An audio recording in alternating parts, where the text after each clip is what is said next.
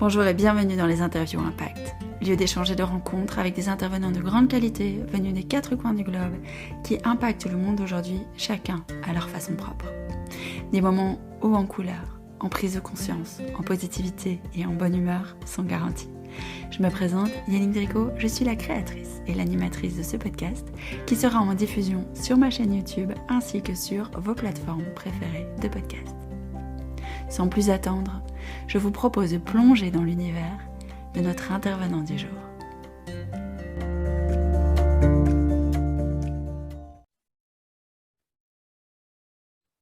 Bonjour tout le monde, bienvenue dans cette toute première interview Impact. Aujourd'hui, j'ai la chance de recevoir la grande Elodie Florenti. Bonjour Elodie. Mais bonjour Yannick, merci de m'avoir invitée. Je suis très heureuse d'être la première. Ben oui, moi alors. Donc, comme je disais à Elodie en off, c'était un rêve pour moi de recevoir Elodie dans un de mes podcasts. Et voilà, elle est la première à venir. Alors Elodie, tu es soul et business coach depuis plus de 15 ans maintenant, c'est bien ça? Et en Alors, fait, oui, dis-moi. pas depuis plus de 15 ans quand même. J'ai commencé en 2016. D'accord, Ça fait 6 ans, mais ça fait 15 ans que je suis dans le business. d'accord, ok, parfait. Bon, ben voilà. Alors, tu te définis comme coach rebelle. J'adore Ouais. ce terme. Alors, dis-nous un peu pourquoi tu es coach rebelle. Parce que je suis pas quelqu'un à la base, avant de parler business, etc., je suis pas quelqu'un à la base qui suit les règles, qui suit les normes, en fait, je suis pas quelqu'un de très conventionnel. Ça m'amuse pas j'ai jamais été comme ça en fait. Ça m'ennuie beaucoup. Alors évidemment, si ça m'intéresse, si ça match avec mes valeurs, si ça crée quelque chose d'important pour moi, évidemment que je le suis sans rechigner. Je suis pas non plus une anarchiste, hein. Mais ma rébellion, elle concerne le fait de ne plus être en accord et de valider ça, d'accueillir le fait que quand j'ai envie de construire la vie de mes rêves, quand j'ai envie de construire le business de mes rêves, quand j'ai envie d'avoir mes clients de rêve, mes programmes de rêve, mes coachings de rêve, tout ce qui entoure ma vie professionnelle et personnelle, je tiens absolument, c'est-à-dire ça, je n'y déroge pas, à ce que ça soit créé par moi et à ce que ça soit ni validé par l'extérieur, ni signé, acté, comme quoi oui, c'est bon, tu peux le faire ou ça, tu peux pas le faire. Voilà. Donc, ma rébellion, elle est très fun, elle est très brave, hein, du coup, hein, plus rien à foutre. Et voilà, mais avec beaucoup de sagesse, beaucoup d'amour et beaucoup de lâcher prise, en fait. Et de leadership, évidemment, parce que sans ça, c'est un petit peu compliqué.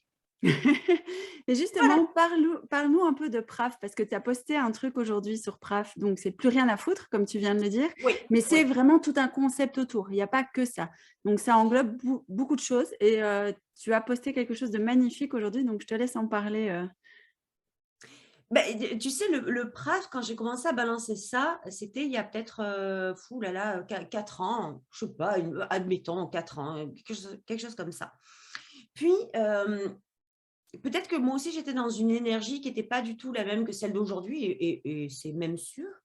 Cela dit, quand j'ai envoyé ce concept du PRAF, du plus rien à foutre, c'est vrai que comme je l'ai écrit dans mon post, certains ont été fâchés, contrariés, quoi, plus rien à foutre. Alors, c'est vulgaire, c'est audacieux, c'est prétentieux, tatati, tatata. Et je me suis dit, c'est dingue quand même à quel point il y a des gens qui ne gardent que la première, tu sais, le premier truc, la première intention, comme quand tu vois quelqu'un sur les réseaux sociaux et tu dis, très honnêtement, quelle tête de con. Vrai ou pas? Tout à J'aimerais fait. vraiment savoir. Voilà. Des fois, c'est comme ça. C'est au feeling. Et c'est OK. Mais des fois, c'est très intéressant et c'est quelque chose que j'invite tout le monde à faire. C'est avant d'aller juger la personne, même si c'est un ressenti qu'on a, même si c'est intuitif, même si c'est très énergétique, d'aller un petit peu gratter derrière cette énergie-là, derrière ce pourquoi on ressent ça. Parce que bien souvent, c'est quelque chose qui vient nous titiller, qui est venu déclencher quelque chose en nous qui ne nous plaît pas.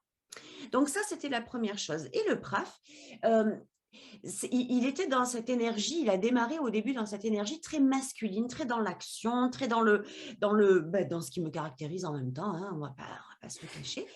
Mais les années ont fait que j'ai appris énormément. J'ai appris énormément en leadership, en puissance féminine, en énergie du féminin, en féminin sacré.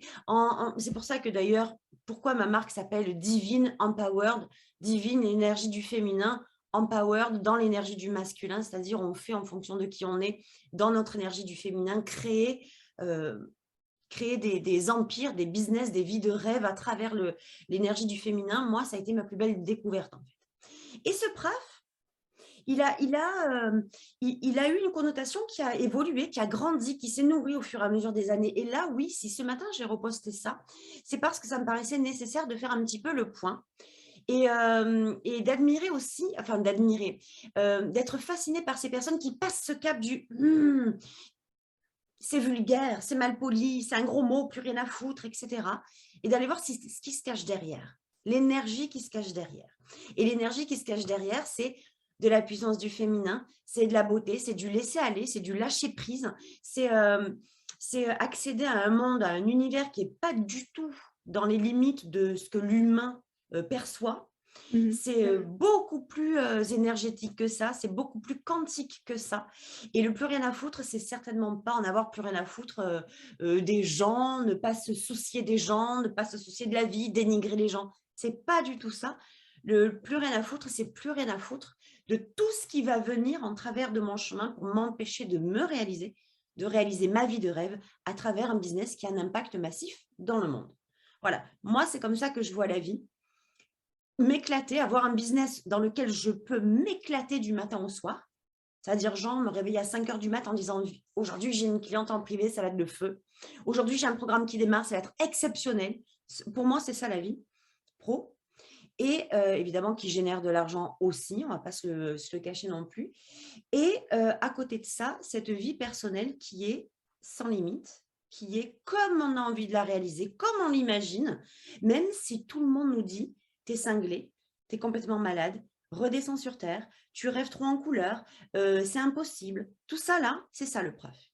Plus rien à foutre de ce que vous allez dire, ça vous appartient, moi je crée et je vais te montrer que c'est possible. Et je vais te montrer que je vais le faire. Et je vais le faire. Et je le fais. Oui, tu le fais. Tu le fais bien. Voilà.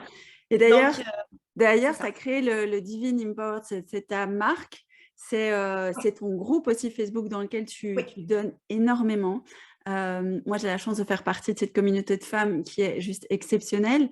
Et tu nous donnes, tu as une générosité de dingue.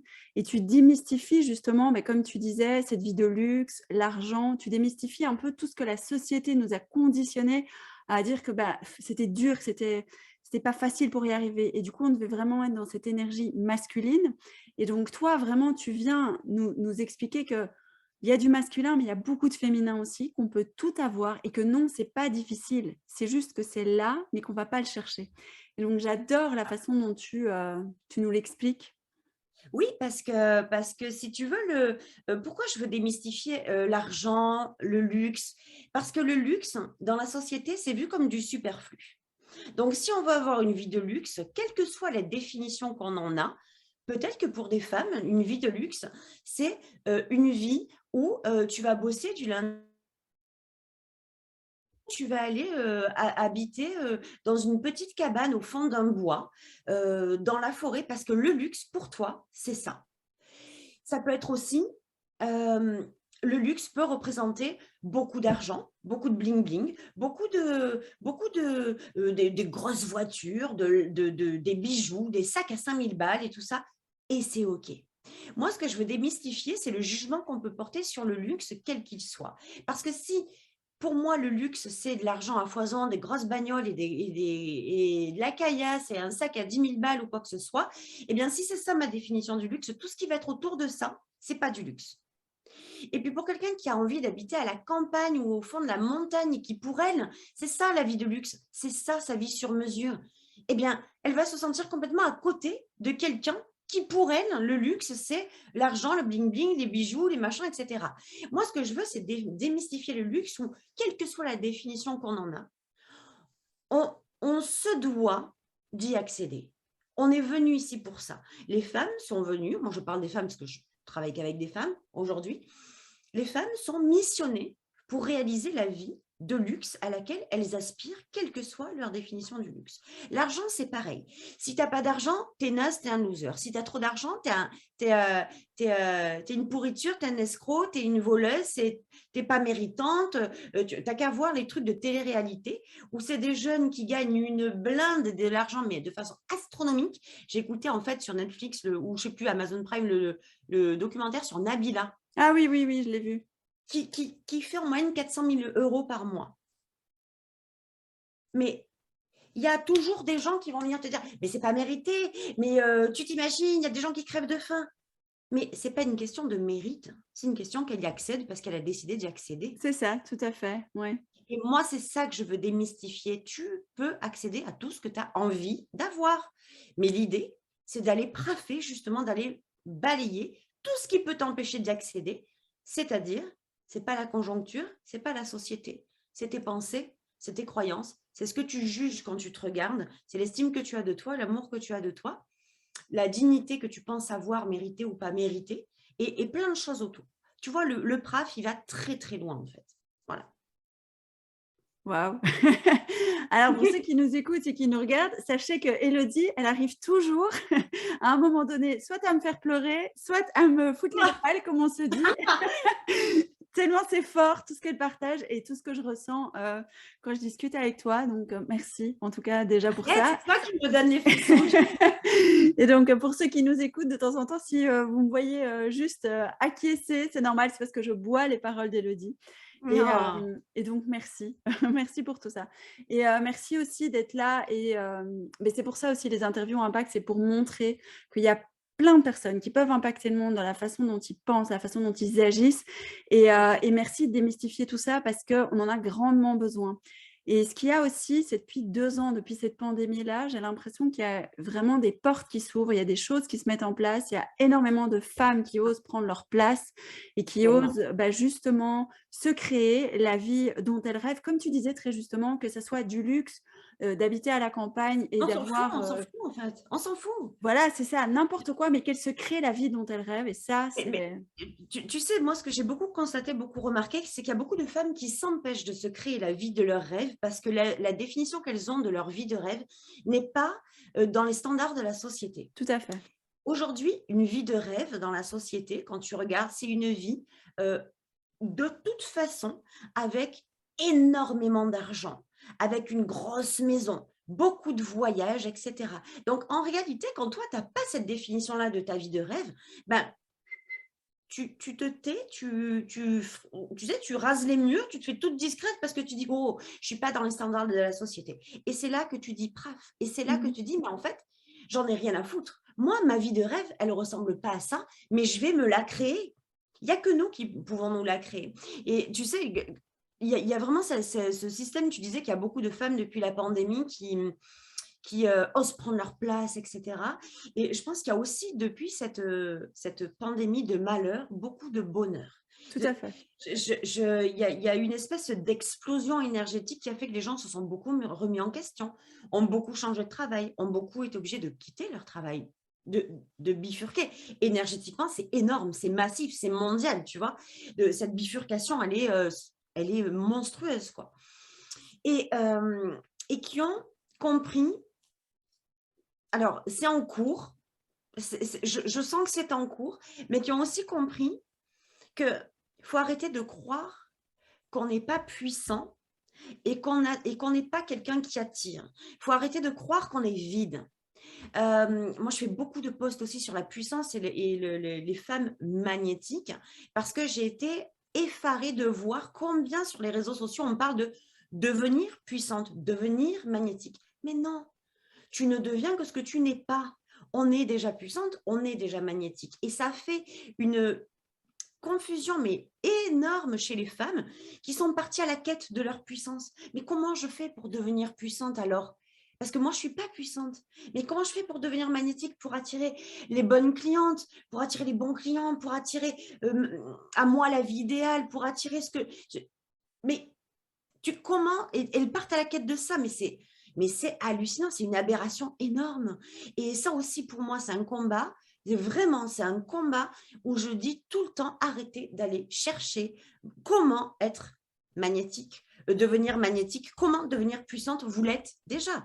Vous êtes déjà puissante, vous êtes déjà magnétique. Le truc, c'est que comme personne ne vous l'a appris, vous vous croyez impuissante, et comme on ne vous a jamais appris que vous étiez déjà magnétique, eh ben vous cherchez comment devenir quelque chose que vous êtes déjà. Et vous allez partir des mois, des années à la recherche de ça, alors qu'il suffit de connaître la bonne définition de ce que c'est une femme magnétique. Pour moi, c'est ce que je disais, c'est une femme pilier, c'est une femme, je l'ai fait, me semble-t-il, dans un live justement sur le groupe des Tout à fait, divines les empowers. divines, oui. Voilà, c'est ça. Ou c'est une femme pilier, ou c'est une femme qui dégage tellement à l'intérieur d'elle quelque chose de puissant, justement. C'est quelqu'un de qui on est, à côté de qui on se sent en confiance, en sécurité. On sait qu'on peut compter sur ce genre d'énergie-là. Quand tu es comme ça, quand tu actives ça, tu n'as pas besoin de faire autre chose. Tu n'as pas besoin de faire ce genre de truc qu'on te demande de faire pendant des mois et des années. Vraiment. C'est vraiment. C'est une espèce d'enclenchement de pièces de puzzle les unes dans les autres qui font que, oh ben merde alors, finalement on voit l'image. Bah, comment c'est possible? Bah, si, tu as juste mis les pièces là où il fallait, quoi. Oui, Tu voilà, vois? c'est ça. Et tu as arrêté aussi de te foutre la pression, parce qu'il y a aussi ça. Il y a quand tu te mets trop la pression, c'est comme cette histoire de mission de vie. Ça a été le gros bazar où tout le monde s'est dit: «Ah, il faut que je trouve ma mission de vie» et tout le monde s'est mis dans une pression et du coup dans un mental, ils ressentaient plus rien, ils étaient pas connectés à leur intuition, pas connectés à leur ressenti. C'était très mentalisé et résultat, bah, ça t'enlève toute ta vibration énergétique et donc ta puissance, bah, elle diminue aussi Mais puisque tu es complètement. Mais complètement. Regarde, si on te dit, il y a un trésor en France, tu vas aller le chercher. Ben, en fait, ça veut dire que tu n'as pas le trésor dans les mains et tu vas passer ta vie à mettre toute ton énergie à aller chercher ce trésor. Mais si je te dis que le trésor, tu l'as déjà dans la poche, est-ce que tu vas passer ta vie à aller le chercher? Non, tu vas aller regarder au fond de tes poches. Ben, en fait, la puissance, le magnétisme, la réussite, l'abondance, l'illimité, le quantique, c'est ça. c'est pareil, oui, c'est ça, tout à fait. Donc Mais faut se si foutre je la veux paix en prendre... gros. Ouais, oui, il faut se foutre de la paix et il faut repartir du début. Il faut repartir de la source. C'est tellement vendeur de... C'est tellement marketé, ces histoires de le temps, l'argent. Tu sais, tu vas gagner combien d'argent, de X argent en temps de mois. Tu vas faire combien de leads en temps de semaine. Tu vas faire combien. C'est le temps, c'est l'argent. C'est le temps, c'est l'argent. Moi, quand je travaille avec mes clients dans mes programmes, il n'y a pas de temps, il n'y a pas d'argent. On enlève le temps, on crée. On se remet à notre place, on se recentre, on oublie cette espèce de timing de pression qui te dit oh, d'ici la fin de l'année, il faut que je fasse 500 000 de chiffre d'affaires. Mais tu t'imagines la pression. Mais tu t'imagines la pression. Ça veut dire que si tu ne les fais pas, T'es foutu. tu as perdu ta vie. Oui, tout Tout à fait. à fait, c'est remis en question. Donc voilà, oui, c'est un travail de démystification et de réimprégnation de soi, de réincarnation de soi. Et alors toi, tu as rajouté, il n'y a pas très très longtemps, une dimension plus spirituelle. Enfin, en tout cas, tu as osé le dire devant tout le monde, puisqu'elle a toujours été là, cette dimension spirituelle. Oui. Mais tu as osé et te montrer, le dire haut et fort. Est-ce que tu as Oui. envie d'en parler aujourd'hui un peu de cette Oh dimension-là? oui, bien sûr. Bien sûr, si tu as des questions avec plaisir, j'y réponds. Oui, oui, très ouverte. Ah bah oui, maintenant si, alors là, ça serait le comble si moi qui prône le PRAF, qui prône le machin, qui m'engage, qui ouvre une voie que j'avais pas ouverte avant, si je reculais, ça serait un comble. Donc bien sûr que je t'écoute. Oui, bah alors donc voilà, pour ceux qui nous écoutent, Élodie, elle a vécu une expérience de mort imminente quand elle était jeune, qui lui a ouvert des portes. Évidemment, il faut que ça coupe juste à ce Ça a moment-là. coupé? Ah ben voilà. Juste à ce moment-là, mais c'est pas étonnant. C'est Oui, oui, l'univers c'est qui pas nous... étonnant. On y va. On Donc y je va, parce que disais, c'est OK. tu as vécu un épisode de mort imminente quand tu étais jeune, et ça t'a ouvert des portes que mais tu ne t'attendais pas à ouvrir, en tout cas pas à cet âge-là, en tout cas. Oui, Et ça te oui. permet aujourd'hui d'avoir une dimension différente pour accompagner les personnes dans leur business ou dans leur vie, en tout cas dans tes coachings. Et Oui. c'est des choses qui t'accompagnent tous les jours. Donc, tu es connecté avec cette dimension-là. Est-ce que tu pourrais, pour ceux qui nous écoutent, ceux qui connaissent pas vraiment ce que c'est un épisode de mort imminente et voir un peu ce que tu pourrais, expliquer à nos auditeurs là-dessus. Bien sûr. Je vais essayer de le faire très, très rapidement. Ben voilà, donc j'ai eu un accident, j'ai été mordue par un chien qui m'a ouvert la carotide, qui m'a sectionné la carotide et qui a fait que, beh, bien entendu, quand on a une carotide sectionnée, ben, normalement, on décède. Mais bon, Bibi est différente. Bibi ne décède pas avec ce genre de petites embrouilles. Ça ne Il t'en faut fonctionne pas chez plus, il t'en faut plus. moi, plus que ça. Donc, oui, oui, j'avais 13 ou 14 ans. Et voilà, donc j'étais agressée par ce chien. Et je me suis vue sortir de mon corps. Je vais faire le maximum pour aller vite. Je me suis vue sortir de mon corps et puis partir, effectivement. Donc, comme on le dit dans les contes, dans les histoires, dans les documentaires, dans ce fameux tunnel où je me suis arrêtée à mi-chemin. Pourquoi? Parce que enfin, je me suis arrêtée. Tu veux les détails ou qu'est-ce Tout que ce qui tu te as envie semble d'écouter? juste. Tout ce qui te semble juste. Moi, je t'écoute. Comme je Ok, te dis, je bois tes paroles et je pense que d'accord. ceux qui nous écoutent, ça sera pareil. Donc, tout ce qui te Ok, semble OK est juste aujourd'hui. d'accord. Donc voilà, je me suis arrêtée à mi-chemin de ce tunnel, donc le dos collé à la paroi du tunnel, et puis sur ma gauche, il y avait cette lumière euh, blanche, je ne peux pas dire éclatante, cette lumière qui pourrait, si elle avait la puissance de la lumière, t'aveugler complètement, c'est-à-dire brûler tes yeux, et pourtant qui ne le fait pas. Et de l'autre côté, donc il y a l'autre sortie du tunnel par laquelle moi je suis arrivée en fait. Ok. Puis à chaque fois que, donc là il y avait une espèce de choix à faire, une espèce oui, de choix à faire. Mais en même temps, on m'a comme pas laissé le choix parce que c'était comme pas le moment que j'aille plus loin. Et pourtant, je voulais tellement aller plus loin. Mais comme il y avait mon père durant cet accident, quand mon père a vu que ben, j'étais sous le chien, sous le Doberman, Mmh. il a évidemment retiré le chien de moi et il me donnait des gifles. Et puis, il me demandait Hello, reviens, reviens, reviens, tu sais, reviens à toi, reviens à toi. Et moi, à chaque fois qu'il m'appelait, en fait, ça m'aspirait dans la dimension humaine. Ça me faisait repartir de là où je venais. Et puis chaque fois qu'il se taisait, hop là, j'avançais un petit peu plus vers la lumière. Et à chaque fois qu'il m'appelait, je reculais. Alors j'en avais un peu ras-le-bol de faire des allers-retours comme ça. Et il m'énervait. Je lui disais, mais tu vas te taire parce que tais-toi, parce qu'à chaque fois que tu parles, tu me fais retourner là-bas. Moi, je veux aller dans la lumière, quoi. Et finalement, bah, c'est pas ce qui s'est passé puisque j'ai bien compris que ça avait été bien cool de rester là-dedans, d'avoir l'eau à la bouche. Tu sais, c'est un peu comme il y a un gâteau au chocolat, tu mets le doigt dessus juste pour goûter. Et puis après, ciao, ciao, tu redescends, tu te casses à la maison et tu te tais, tu n'as pas droit à la parole, c'est pas toi qui décides. OK. Donc, je suis redescendue.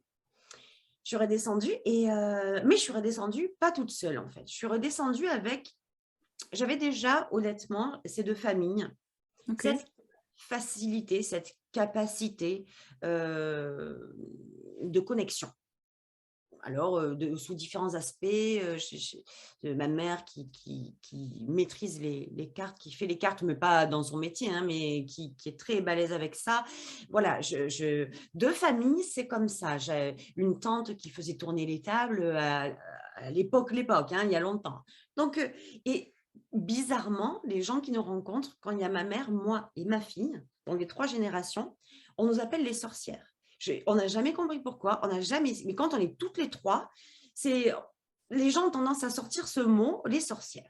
Et nous, ça nous a toujours fait rire parce que les gens ne savent pas Oui, oui, ce qui se passe vraiment, en fait, à ce qui se l'envers du passe décor. vraiment.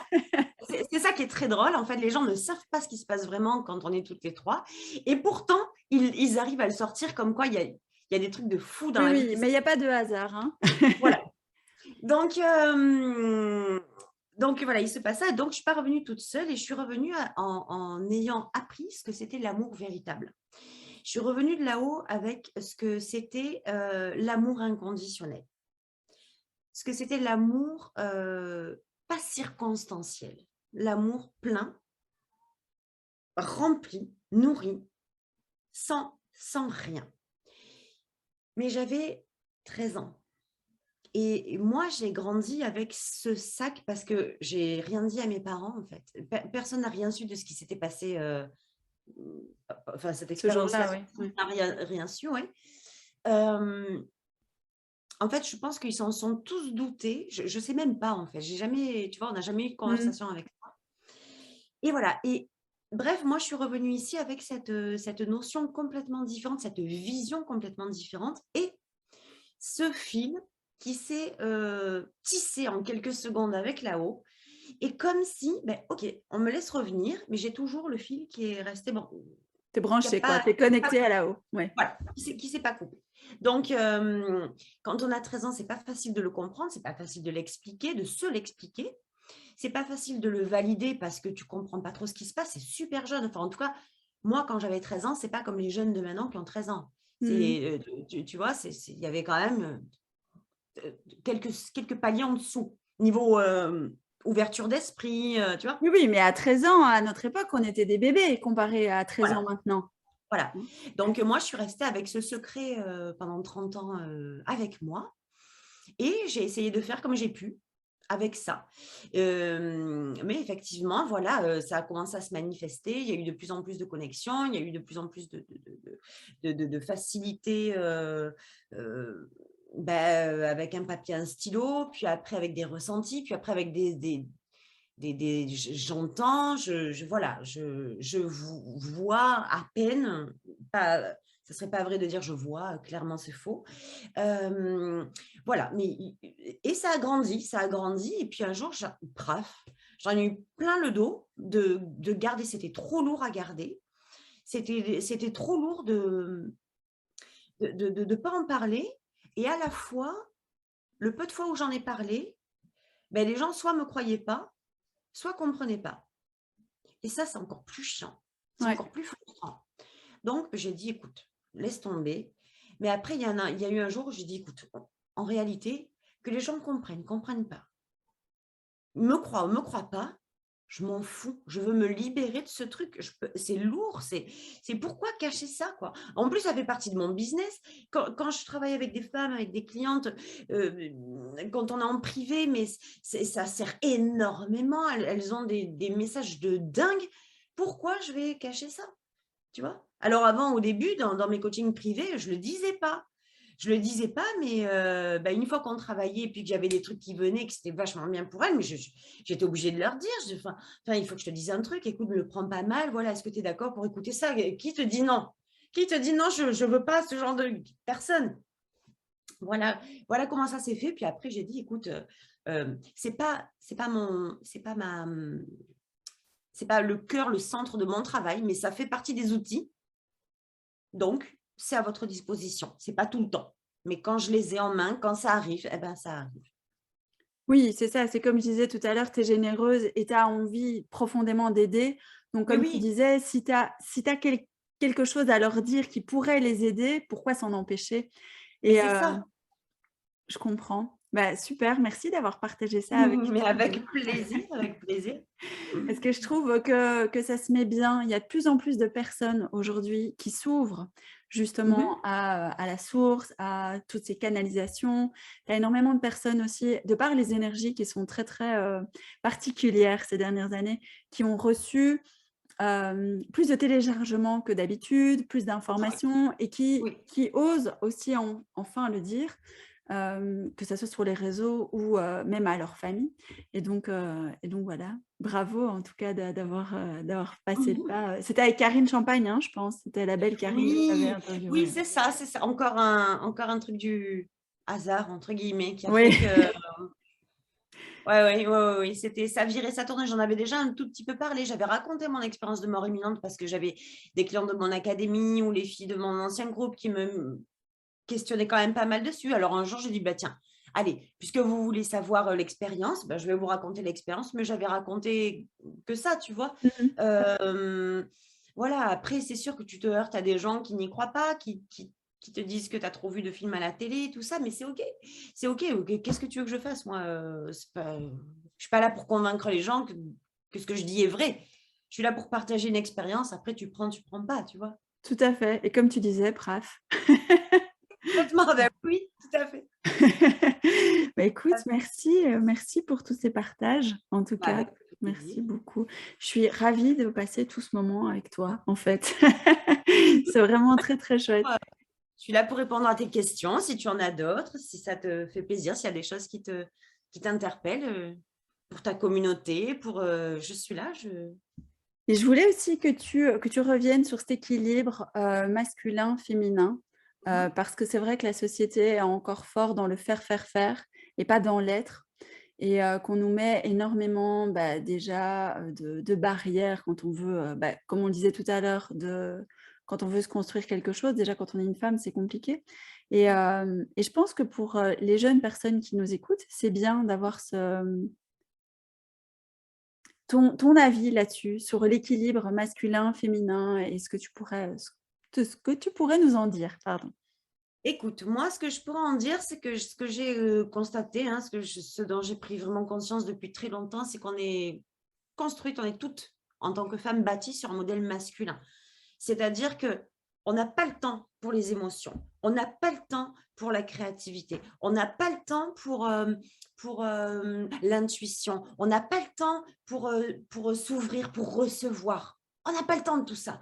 On fait, on a, on fait, on a. Donc, tu dois aller à l'école et avoir de bonnes notes pour avoir un travail, et puis pour avoir un mari, et puis pour avoir la maison, les enfants, le chien, les vacances 2 fois par an, et tout va bien. Toys R Us à la fin de l'année pour aller chercher les cadeaux de Noël, et tiens bon la barre, tiens bon le vent.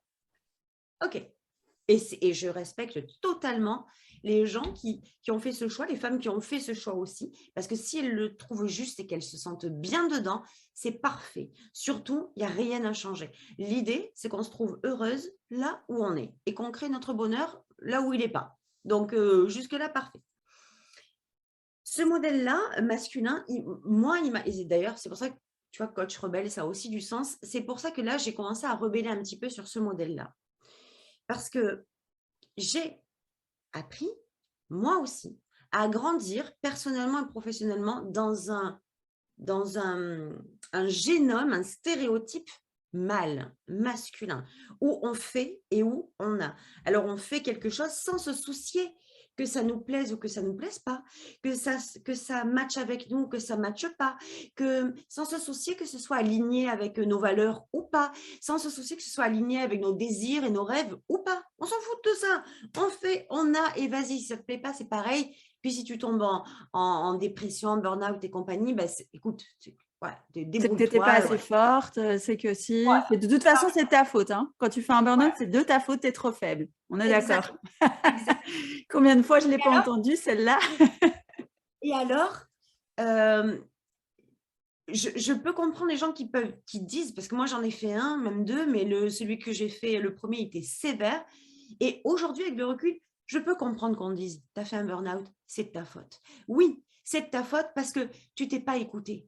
Parce que tu as plus pris en considération le faire que Que l'être. l'être, tout à fait, ouais. Mais d'un autre côté, tu ne savais pas qu'il y avait l'être qui passait devant. Donc, tu as fait comme on t'a montré, comme on t'a dit de faire. Mais oui, au final, moi, j'ai fait mon burn-out. Je peux dire que je suis responsable de mon burn-out. Je ne peux pas dire que c'est à cause de l'hôpital que j'ai eu un burn-out. J'étais tout à fait capable de me casser avant de faire ce burn-out. Mais je n'ai pas pris mon être en considération. Je n'ai pas écouté mon intuition. Je n'ai pas écouté mes émotions. J'ai pris mon être comme on m'a dit qu'il fallait faire. Sur le modèle masculin, je l'ai pris, je l'ai enfoui, je l'ai mis sous terre et puis je suis allée dans l'action. Action, action, action. Donc, j'ai continué à faire, à faire, à faire. Donc, c'est logique. Tu vois? Donc, oui, nous sommes responsables de nos burn-out. Oui, nous sommes responsables de nos burn-out. Et ça fait saigner les oreilles d'entendre ça. Ça fait mal, hein, de dire on est responsable de ce qu'on n'a pas, on est responsable de nos résultats. Mais comment je pourrais te dire autre chose que ça, en fait? Comment je pourrais te dire que non, on n'est pas responsable, c'est à cause de la société, c'est à cause des gens, du mari. Tu sais, j'avais fait une conférence il y a… alors, attends, voir, on est en 2022, ça devait être en 2018-19, je ne me rappelle plus. Au Grand Sommet de la Motivation, j'ai fait une conférence et j'avais gardé cet extrait de conférence parce que les gens ont été choqués. Mes phrases étaient les suivantes. À quelque chose près, je ne me rappelle plus très bien. Hein, Oui, oui, mais le contexte y est, pas appris vas-y. par cœur, hein, mais dans le contexte, c'était à tous les gens qui vous entourent et qui vous empêchent, qui sont toxiques pour vous, même si ce sont vos maris, même si ce sont vos enfants, dégagez-les tout de suite. C'est dur à entendre. Oui. C'est très dur à entendre. Parce que là, je sais que les gens qui vont entendre ça, ils vont dire, même moi, je me mets les frissons pour te dire. Oui, mais j'en ai aussi. Mais elle est barjo, cette nana, dégager son mari, dégager ses enfants. Wow, attends. Dégager ton mari, dégager tes enfants, ça ne veut pas dire les mettre à l'orphelinat et divorcer. Ça veut dire dégage-les de ton énergie, sois seul, dégage tout l'environnement qui peut générer une source de désalignement énergétique avec tes désirs. Dégage tout ça, recentre-toi. Et après, tu as le choix. Et c'est là que ça intervient. Soit tu as le choix de continuer à écouter ton mari qui va te dire tous les jours que tu es une bonne à rien. Je donne un exemple comme ça. Oui, oui. Ton mari tous les jours qui te dit que tu es une bonne à rien, que de toute façon, l'entreprise que tu as créée, c'est de la merde, qu'elle ne grandira jamais, que tu n'es pas à la hauteur, etc. Et tu rentres là-dedans. Mais donc, tu deviens responsable. Et oui, si ça continue comme ça, tes résultats, ça sera de ta faute, de ta responsabilité, comme de la mienne, comme de celle Oui, on est responsable de sa vie de A à Z. Hein. Si tu continues, c'est que tu valides et donc tu restes dans l'énergie, comme tu disais. Ouais. Le vice, il est là. Dès que tu prends conscience d'une situation, mais que tu y restes, c'est là que tu deviens responsable. C'est quand tu n'en as pas conscience que tu n'es pas responsable. Mais quand tu as conscience que tu prends cher physiquement, verbalement, que c'est toxique et que tu continues, là, tu es dans ta responsabilité. Voilà. Donc, j'avais dit ça. Et les gens, quand j'ai dit ça, je te jure, il y avait peut-être 300 personnes, j'ai entendu « Oh !» Mais général, hein, j'ai entendu « Oh !» Oh ! Et je me suis dit, putain, on va me tirer des tomates dessus, mais c'est pas grave parce que j'assume tellement ce que je dis que c'est OK. Mais au final, quand les gens ont compris le système, dégage-les tout de suite. Ça veut dire que si tu as décidé de créer la vie de tes rêves, si tu as décidé de créer ou de développer un business qui te fait vibrer, mais qu'autour de toi, il y a des espèces de parasites qui viennent tous les jours te mettre un clou dans le front, ben, soit tu les dégages de ta vie et tu continues à créer la vie de tes rêves, soit tu préfères annuler la vie de tes rêves parce que tu ne l'auras pas avec cet environnement-là et tu fais le choix de rester avec eux. Et il n'y a pas de bon choix ou de mauvais choix, c'est OK. C'est juste prendre conscience qu'il est normal après que tu sois déçu, que la vie à laquelle tu aspires, tu ne l'as pas, ou qu'elle prend du temps, ou qu'elle est en train de s'effriter au fur et à mesure. Tu vois ? Donc, voilà, c'est ça, cet équilibre féminin-masculin, il est là. L'équilibre féminin pour moi, hein, et c'est encore une fois, tu vois, le divine empowered, c'est tu pars de ton énergie du féminin. D'abord, c'est important de creuser là-dedans. C'est quoi l'énergie du féminin au final ? On en entend des vertes et des pas mûres, de toutes les couleurs, féminin sacré, puissance féminine, machin, énergie du féminin. Il y en a partout. Moi, j'aimais vraiment ma définition de cette partie que l'on a complètement occultée, effacée de notre vie, juste parce que je suppose, et même je suis même sûre que ma mère même ne connaît pas cette partie, tu vois, de génération jusqu'où ça va. Oui, oui, oui. Imagine les anciennes générations, ma grand-mère, mon arrière-grand-mère, mais tu leur parles d'énergie du féminin. Ma grand-mère, elle serait là, elle te mettrait 2 torgnoles, et me allez, tu vois, à l'italienne. Et donc voilà, c'est ça pour moi l'énergie du féminin. C'est tout cet être de femme dans sa plus pure ressource, tout ce truc à l'intérieur qui fait tout ce que je t'ai dit, qui est tout ce qui est une connotation d'être, l'intuition, tout ce qui est énergétique, le recevoir. La femme croit toujours qu'il faut qu'elle donne. La femme est faite pour recevoir. Elle a un corps qui est fait pour recevoir. Tout est fait pour qu'on reçoive l'argent, l'abondance, l'illimité. On est faite pour ça. La femme est faite par essence, même dans son humain, elle est faite pour recevoir. Donc, elle reçoit un enfant, elle reçoit, la femme, c'est ça, on reçoit à bras ouverts, mais on n'a pas appris sur le modèle masculin, on a appris à donner. Donc, toute cette énergie du féminin, elle s'est délitée au fur et à mesure. L'intuition s'est délitée parce qu'on l'a donnée aux autres. La responsabilité s'est délitée parce qu'on l'a donnée aux autres. Notre pouvoir d'intention, nos émotions, elles se sont effritées parce que, comme il ne fallait pas qu'on les ait, on les a données aux autres. Tu vois, on a tout On a fait. tout donné, ouais. On a fait all-in, reprenez tout, nous on ne veut plus rien et on est là pour vous servir.